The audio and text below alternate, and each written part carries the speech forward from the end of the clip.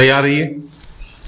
Start. वैश्विक ऊर्जा संकट को देखते हुए प्रधानमंत्री नरेंद्र मोदी के आह्वान पर विभिन्न स्तरों पर पेट्रोल डीजल की खपत में मितव्ययिता के प्रयास शुरू हो गए हैं। जनप्रतिनिधियों के काफिलों में वाहनों की संख्या कम करने से लेकर कार पूल करने, सरकारी व निजी दफ्तरों में वर्क फ्रॉम होम को बढ़ावा देने व साइकिल सवारी जैसे प्रयास भी शुरू हुए हैं। भारत ही नहीं, दुनिया भर के शहरों में सड़कों पर वाहनों की रेलम पेल ने यातायात की समस्या तो खड़ी की ही है, प्रदूषण की समस्या भी बढ़ी है। जाहिर है, वाहनों का हवा में घुलता धुआं लोगों की सेहत के लिए भी बड़ा खतरा बनकर सामने आता रहा है। ऐसे में जब वाहनों की बढ़ती संख्या के आगे सड़कें छोटी पड़ती जा रही हों, तब वैकल्पिक साधनों में साइकिल की सवारी सबसे मुफीद नज़र आती है।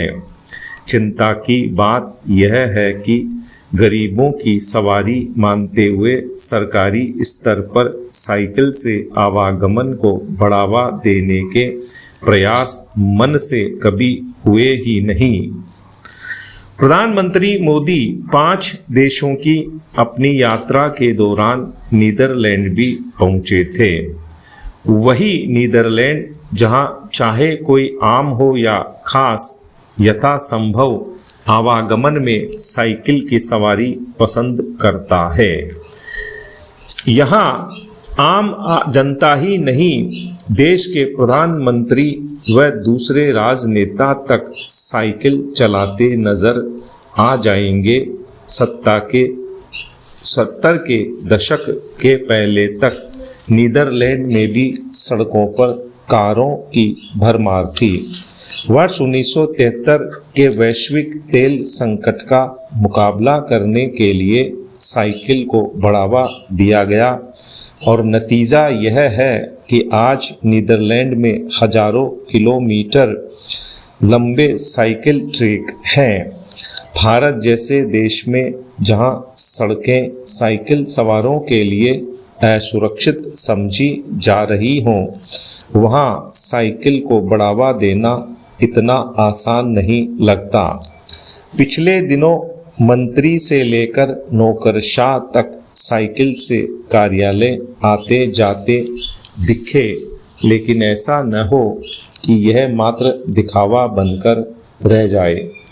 सबसे बड़ी परेशानी यह है कि हमारे यहाँ सड़क बनाने की मौजूदा अवधारणा में न तो पैदल चलने वालों की चिंता की जाती है और न ही साइकिल जैसे सर्वसुलभ साधन से आवागमन की राह बनाई जाती है। हकीकत तो यह है कि हमारे यहाँ सड़कों को सिर्फ चौपहिया वाहनों के हिसाब से ही डिजाइन किया जाता है। हाँ, कुछ महानगरों में साइकिल को प्रोत्साहन देने के लिए अलग ट्रैक भी बने हैं, लेकिन वे भी जरूरत के हिसाब से नाकाफी हैं। लोगों को सेहत की फिक्र है और वे ये भी जानते हैं कि साइकिल सवारी व्यायाम का बेहतरीन माध्यम है, लेकिन चाहते हुए भी सड़कों पर साइकिल उतारने से कतराते हैं। अभिभावक अपने बच्चों को घर के पास भी स्कूल जाने के लिए साइकिल नहीं देना चाहते, क्योंकि उन्हें सड़कें सुरक्षित नहीं लगती। ज़रूरत इस बात की है कि सुरक्षित और बेहतर साइकिल लेन बने।